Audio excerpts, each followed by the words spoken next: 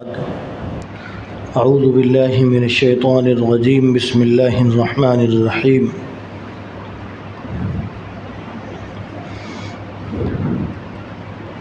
حضرت حذیفہ رضی اللہ تعالی عنہ فرماتے ہیں کہ کھانے کے لیے ہم لوگ جمع تھے، دسترخوان لگا ہوا تھا اور آپ صلی اللہ علیہ وسلم بھی تشریف فرما تھے کہ ایک چھوٹی بچی جو کہ بھوک سے بے تاب تھی وہ دوڑتی ہوئی آئی اور اس نے فوراً آ کر کھانے کی طرف ہاتھ بڑھایا تو آپ صلی اللہ علیہ وسلم نے اس کا ہاتھ پکڑ لیا اور پھر بعد میں ایک دیہاتی آدمی آیا، وہ بھی بھوک سے بے تاب تھا، اس نے بھی آتے ہی کھانے کی طرف ہاتھ بڑھایا، آپ صلی اللہ علیہ وسلم نے اس کا بھی ہاتھ پکڑ لیا اور پھر آپ صلی اللہ علیہ وسلم نے ارشاد فرمایا کہ بسم اللہ پڑھ کر کھانا شروع کیا کرو۔ فرمایا کہ انہوں نے بسم اللہ پڑھے بغیر کھانا شروع کیا تو ان کے ہاتھ کے ساتھ شیطان نے بھی اپنا ہاتھ بڑھا دیا، اور فرمایا کہ اس بچی کا میں نے جو ہاتھ پکڑا، فرمایا کہ شیطان کا ہاتھ بھی میں نے اس بچی کے ہاتھ کے ساتھ ہی اپنے ہاتھ میں پکڑ رکھا تھا۔ تو اس حدیث شریف سے ہمیں یہ بات معلوم ہوئی کہ اولاد کی تربیت کرنے کے لیے کوئی موقع بھی انسان کو خالی نہیں جانے دینا چاہیے۔ کوئی بھی تربیت کا موقع ہو، کوئی بھی ایسا موقع ہو کہ جہاں بچے اولاد کوئی غلط کام کر رہے ہیں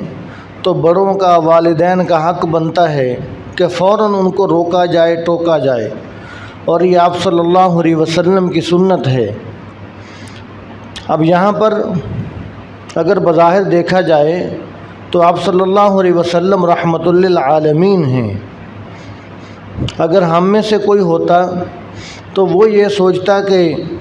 یار چھوٹی بچی ہے، اس نے ہاتھ بڑھا لیا تو کیا ہو گیا، اب اس کا ہاتھ پکڑیں گے تو اس بچی کا دل ٹوٹ جائے گا، یہ نہ ہو جائے، وہ نہ ہو جائے، اس چھوٹی بچی کا ہاتھ پکڑنا مناسب نہیں۔ لیکن آپ صلی اللہ علیہ وسلم نے اس کا ہاتھ پکڑ کر بتلا دیا کہ بڑوں کے ذمے یہ بات ہے کہ اولاد کی اچھی تربیت کریں۔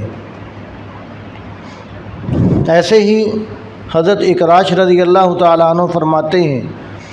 کہ میں کھانا کھانے لگا، آپ صلی اللہ علیہ وسلم کے ساتھ میں کھانا کھا رہا تھا اور پورے برتن کے اندر ہاتھ گھما کر میں کھانا کھا رہا تھا۔ فرمایا کہ آپ صلی اللہ علیہ وسلم نے میرا ہاتھ پکڑ لیا اور آپ صلی اللہ علیہ وسلم نے ارشاد فرمایا کہ اپنے سامنے سے کھانا کھاؤ، کہ تم پورے برتن کے اندر ہاتھ گھما کر کیوں کھانا کھا رہے ہو، کبھی ادھر سے لقمہ لگاتے ہو، کبھی ادھر سے، کبھی ادھر سے۔ فرمایا کہ یہ ادب کے خلاف ہے، کھانا کھانے کا ادب یہ ہے کہ اپنے سامنے سے کھانا کھاؤ۔ تو حضرت اکراش رضی اللہ تعالیٰ عنہ فرماتے ہیں کہ تھوڑی دیر کے بعد کھجوریں پیش کی گئیں تو تھال کے اندر مختلف قسم کی کھجوریں تھیں۔ فرمایا کہ میں اپنے سامنے سے کھجوریں کھانے لگا،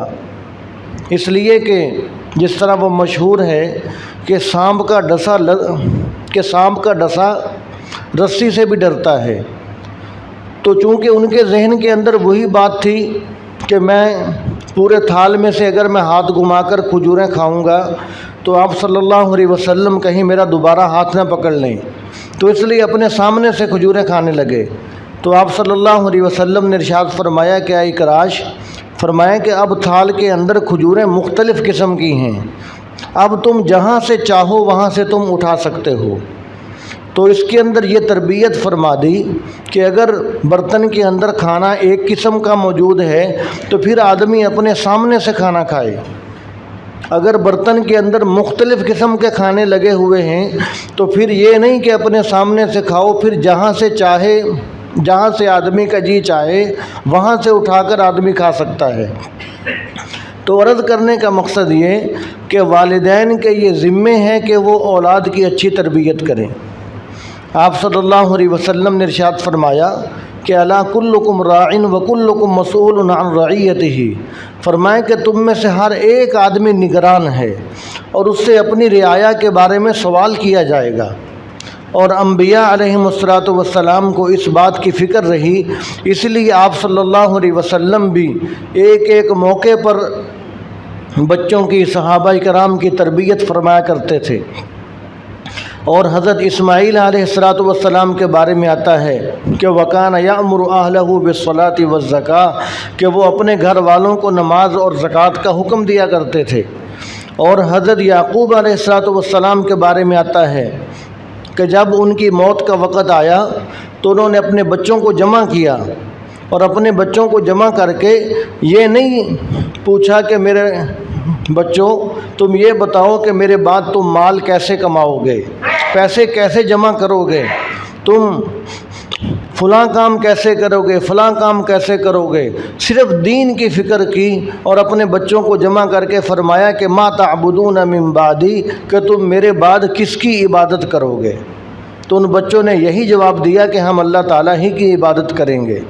تو ان کو موت کے وقت بھی یعقوب علیہ الصلاۃ والسلام کو اس بات کی فکر تھی کہ میرے مرنے کے بعد میرے بچے کہیں گمراہ نہ ہو جائیں، میرے بچے توحید پر اور اللہ تبارک و تعالیٰ کے دین پر قائم رہنے چاہیے۔ اور ہمیں بھی اس بات کی فکر کرنی ضروری ہے کہ جو ہمارے بچے ہیں وہ نیک راستے پر چلیں اور دین کے راستے پر چلیں۔ جب ہم اپنے بچوں کے بارے میں یہ سوچیں گے کہ وہ نیک راستے پر چلیں، دین کے راستے پر چلیں، ہم اچھی تربیت کریں،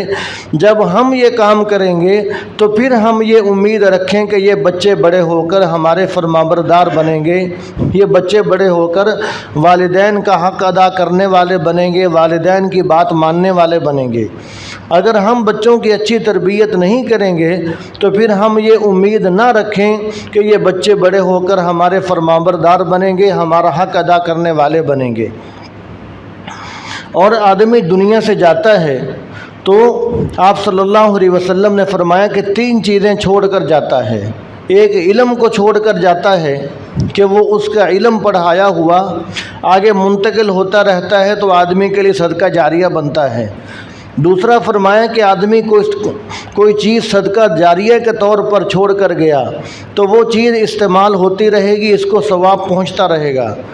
اور تیسرا ارشاد فرمایا کہ نیک اولاد ہے، کہ جب آدمی اپنے بچوں کی اچھی تربیت کر کے جاتا ہے، اچھے نیکی کے راستے پر ڈال کر جاتا ہے تو پھر اولاد نیک اعمال کرے گی، لوگوں کو نیکی کی دعوت دے گی تو والدین کو قبر کے اندر ثواب پہنچتا رہے گا۔ اور اگر ہم اپنے بچوں کی اچھی تربیت نہ کریں، اگر ہم اپنے بچوں کو دین کی تعلیم نہ دلوائیں، دینداری نہ سکھلائیں، تو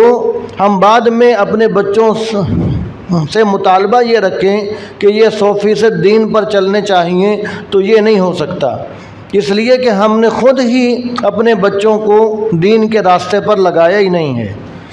جس کو کسی نے کہا کہ اندرون قعر دریا تختہ بندم کردائی، بعض می گوئی کہ دامن تر مکن ہوشیار باش، کہ آدمی کسی کے ہاتھ پاؤں باندھ کر کسی کو دریا کے اندر پھینک دے اور پھر بعد میں اس سے کہے کہ دامن تر مکن ہوشیار باش، کہ ذرا خیال رکھنا کہ تمہارے کپڑے کہیں گیلے نہ ہو جائیں۔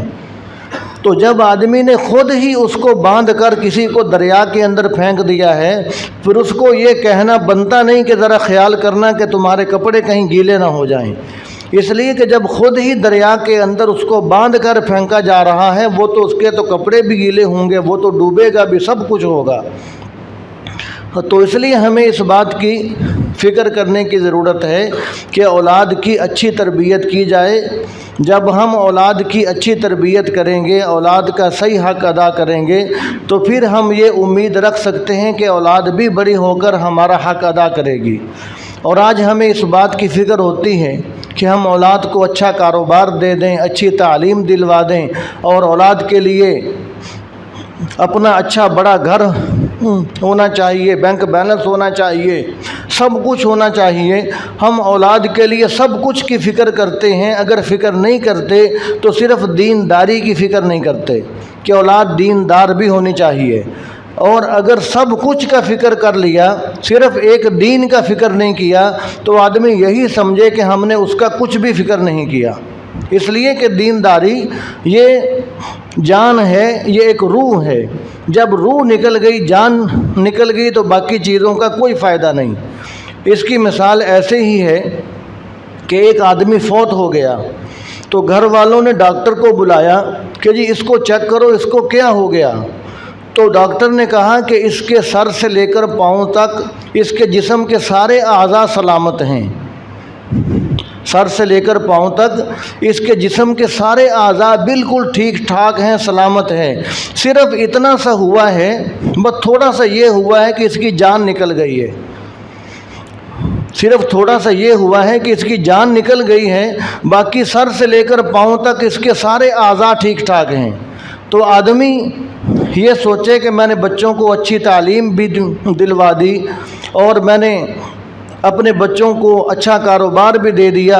मेरे बेटे का पूरे इलाके के अंदर नाम हो गया, सब कुछ हो गया, लेकिन अगर दीनदारी नहीं सिखलाई तो आदमी यही सोचे कि मेरे बच्चे के सारे आज़ा बिल्कुल सलामत हैं, सिर्फ़ उसकी जान निकल गई।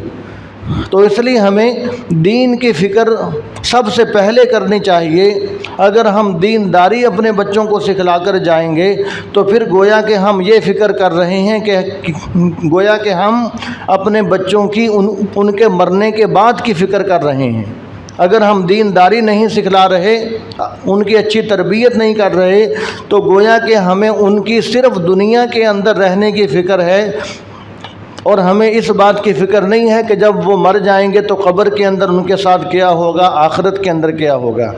तो इसलिए आप सल्लल्लाहु अलैहि वसल्लम भी